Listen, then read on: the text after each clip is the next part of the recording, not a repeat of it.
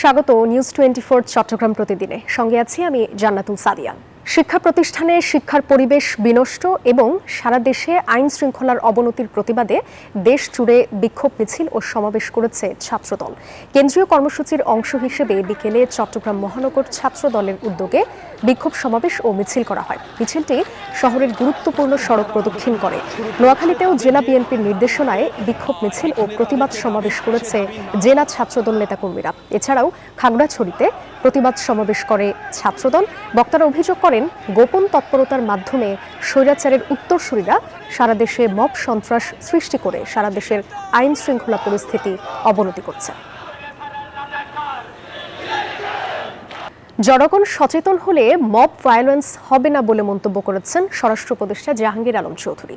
সোমবার কক্সবাজারে জেলা প্রশাসনের আয়োজনে অনুষ্ঠিত রোহিঙ্গা অনুপ্রবেশ ও মাদকদ্রব্য নিয়ন্ত্রণ বিষয়ক আলোচনা সভায় সভাপতির বক্তব্যে তিনি এই মন্তব্য করেন। এ সময় তিনি বলেন, মব ভায়োলেন্স, চাঁদাবাজি গ্রহণের মতো অপরাধ কেউ করলে ক্ষমা করা হবে না বলে হুঁশিয়ারি দিয়েছেন স্বরাষ্ট্র উপদেষ্টা জাহাঙ্গীর আলম চৌধুরী। বিয়াম ফাউন্ডেশন আঞ্চলিক কেন্দ্র মিলনায়তনে অনুষ্ঠিত এই সভায় দুর্যোগ ব্যবস্থাপনা ও ত্রাণ মন্ত্রণালয়ের উপদেষ্টা ফারুক ই আজম সহ অন্যরা উপস্থিত ছিলেন। গত বছর ভয়াবহ বন্যার পর ফেনীতে ১২২ কিলোমিটার বাঁধে সংস্কার করা হলেও এবার ভেঙেছে ৩৬টি স্থানে। ভাঙনের স্থান দ্রুত সংস্কারের আশ্বাস অতিরিক্ত জেলা প্রশাসকের। বাসিন্দাদের দাবি, দুর্নীতিগ্রস্ত ঠিকাদার যেন এই কাজের দায়িত্ব না পায়। মঞ্জুর রহমানের ক্যামেরায় ফেনী থেকে বিস্তারিত জানাচ্ছেন আরিফুল ইসলাম। একের পর এক ভয়াবহ বন্যার কারণ অনুসন্ধানে মুহুরী ও কহুয়া নদীর পর এবার ফেনীর সিলোনিয়া নদীর বাঁধের গুণগত মান দেখতে সরেজমিনে টিম নিউজ 24। মাত্র এক মাসে সংস্কার করা স্থানে আবারও বিশাল ভাঙন। পুরনো অংশেও ছোট বড় আরও 7টি স্থানে ভাঙন। স্থানীয় বাসিন্দাদের দাবি, দুর্নীতিগ্রস্ত ঠিকাদার যাতে এবার বাঁধ সংস্কারের কাজ না পায়।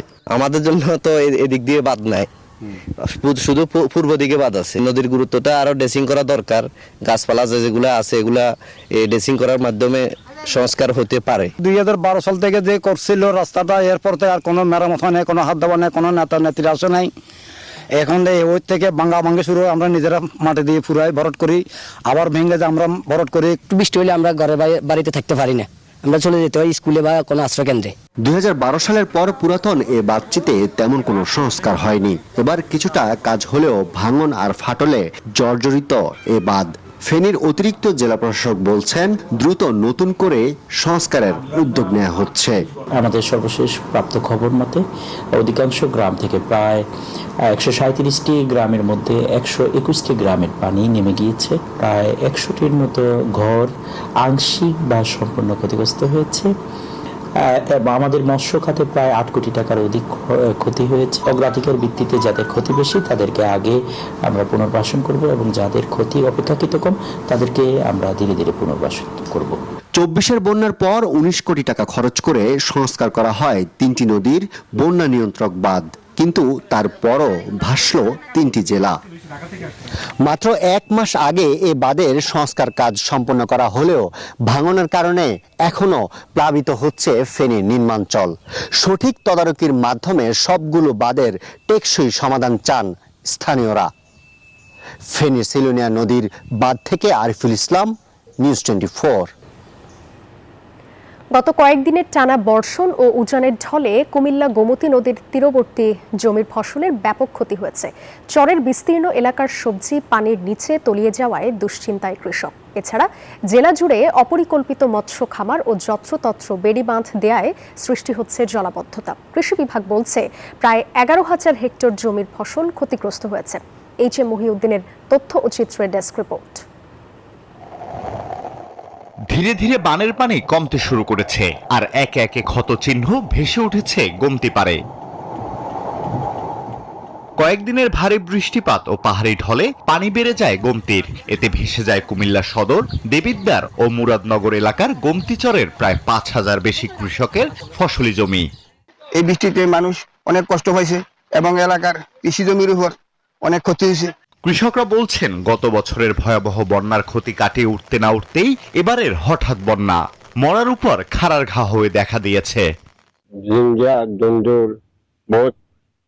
পুরনো জিনিস করতেছি, মাইয়া তারপর ইয়া আর বা ফলিয়া টলিয়া এটি করতেছি। তবে কৃষকদের সহায়তায় সরকারি বরাদ্দের আশ্বাস দিয়েছে কৃষি বিভাগ। আমরা কৃষকদের সাথে কথা বলছি, পরামর্শ দিচ্ছি, তাদের তালিকা নিচ্ছি। পরবর্তীতে সরকার থেকে কোনো প্রকার কোনো কর্মসূচি আসলে আমরা সেটা পৌঁছে দেওয়ার চেষ্টা করব। বন্যার পানি আরো কমে গেলে প্রকৃত ক্ষয়ক্ষতির পরিমাণ পাওয়া যাবে বলে জানান এই কৃষি কর্মকর্তা। Desk report, news 24। বন্যা পরবর্তী পরিস্থিতির খবর জানাতে আমাদের সঙ্গে যুক্ত হচ্ছেন সহকর্মীরা। ইয়াসিন, সুমন আমাদের সঙ্গে যুক্ত আছেন। সুমন, আপনি কি আমাদেরকে শুনতে পাচ্ছেন?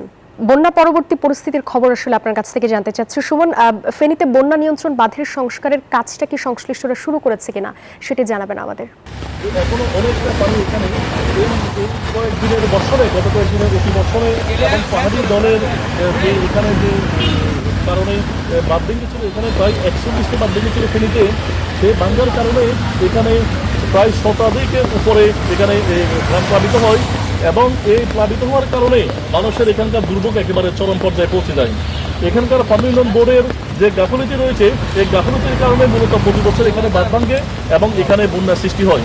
এখানকার যে স্থানীয় বাসিন্দারা রয়েছে তারা এখানে অভিযোগ করছেন যে এবারেও যে বন্যার যে বাঁধগুলো লেগেছে সেটা পানি উন্নয়ন বোর্ডের সেটা গাফিলতির কারণে এবং আগামীতে 7,430 কোটি টাকার এখানে যে প্রজেক্ট এখানে প্রস্তাবিত করা হয়েছে, এই প্রস্তাবিত বাজেট পাশ হলে এখানে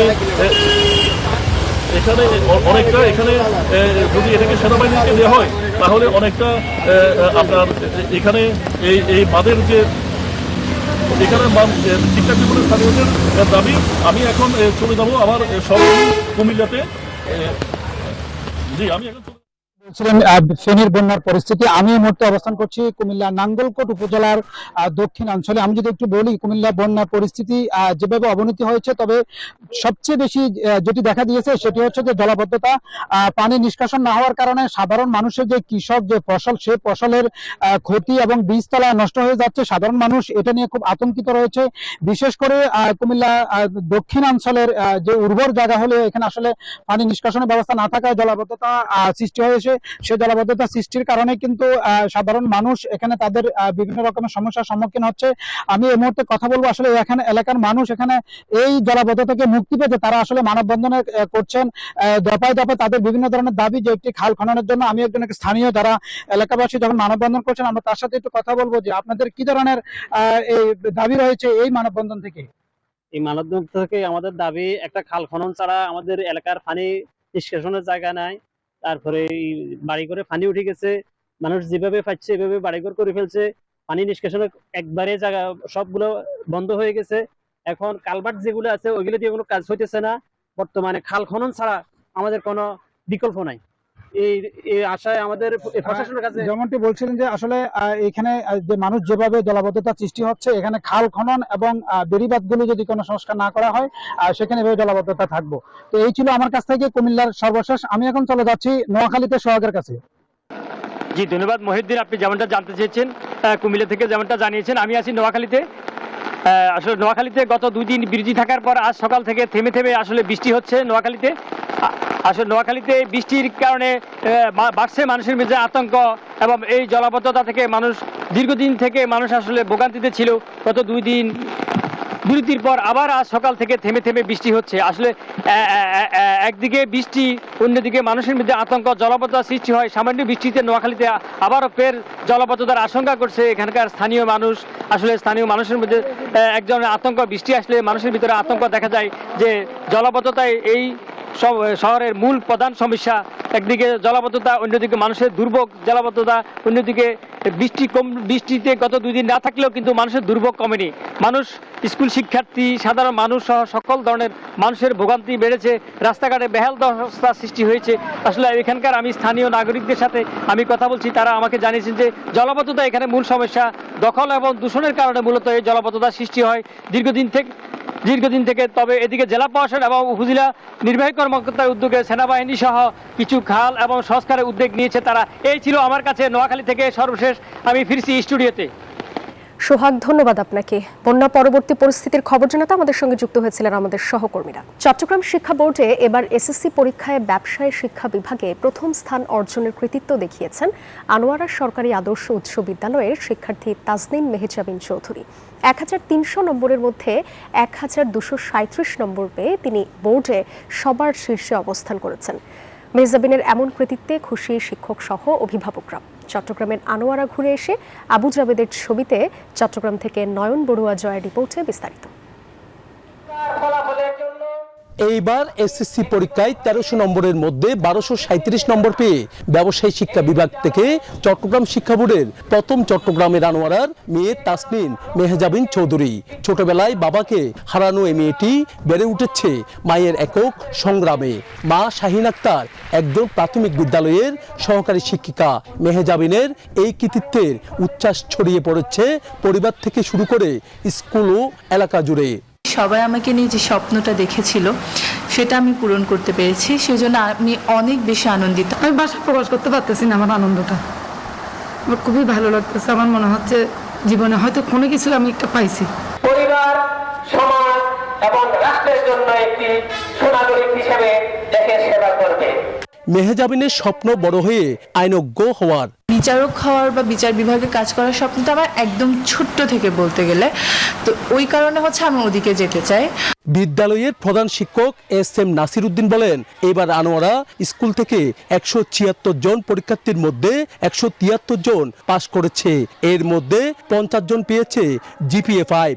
তার পরিবারকে ধন্যবাদ জানাই এবং পাশাপাশি আমার বিদ্যালয়ের আরেকজন মেয়ে বোর্ডের 12তম স্থান অধিকার করেছে, তাকেও ধন্যবাদ জানাই এবং আমাদের শিক্ষক যারা আছে তারাও সবাইকে ধন্যবাদ জানাই। তারা তাদের পরিশ্রমে মেধা দিয়ে যথেষ্ট সহায়তা করে তাদেরকে দিক নির্দেশনা দিয়েছেন। শিক্ষার্থীরা পড়াশোনায় মনোযোগী হলে ভালো ফলাফল করা সম্ভব বললেন শিক্ষাবিদরা। নয়ন বড়ুয়া জয়, নিউজ 24, চট্টগ্রাম। বৌদ্ধদের ধর্মীয় গুরু ধূতাঙ্গ সাধক ডক্টর এফ দীপঙ্কর মহাথের ধূতাঙ্গ ভান থেকে পরিকল্পিত হত্যাকাণ্ডের সুষ্ঠু তদন্ত ও বিচার দাবি করেছেন বৌদ্ধ ধর্মাবলম্বীরা। পাশাপাশি 1 বছরেও এই হত্যাকাণ্ডের রহস্য উন্মোচন না হওয়ায় হতাশা ব্যক্ত করে অনতিবিলম্বে খুনিদের বিচারের আওতায় আনার দাবি জানিয়েছেন বক্তারা। রোববার চট্টগ্রাম প্রেস ক্লাবের সামনে বৌদ্ধদের সর্বোচ্চ সংগঠন বাংলাদেশ সংঘরাজ ভিক্ষু মহাসভার উদ্যোগে আয়োজিত মানববন্ধন ও প্রতিবাদ সমাবেশে বক্তারা এসব কথা বলেন। এই উপলক্ষে একটি বিশাল বিক্ষোভ মিছিল শহর প্রদক্ষিণ করে।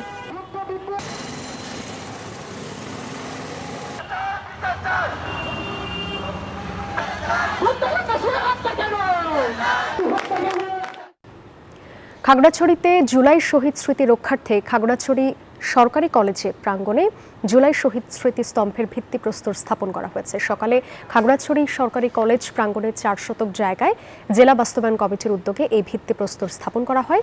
স্থাপন করেন খাগড়াছড়ি জেলা প্রশাসক ABM ইফতেখারুল ইসলাম খন্দকার। জুলাই শহীদ স্মৃতি স্তম্ভের ভিত্তিপ্রস্তর স্থাপনের উদ্বোধন শেষে জুলাই গণঅভ্যুত্থানে যারা আহত হয়েছেন এবং শহীদদের আত্মার মাগফিরাত কামনা করে দোয়া ও মোনাজাত করা হয়। চট্টগ্রামের সীতাকুণ্ডের বাড়বকুণ্ডে স্বামী হত্যার দায়ে স্ত্রী লিমা আক্তার সহ 3 জনের ফাঁসির আদেশ দিয়েছেন আদালত।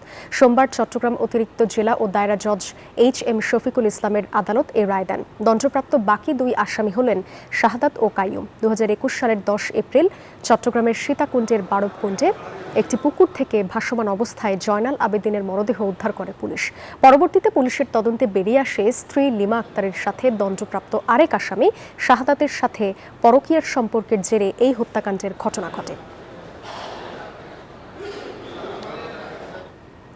এই ছিল নিউজ 24 চট্টগ্রাম প্রতিদিন সংবাদ।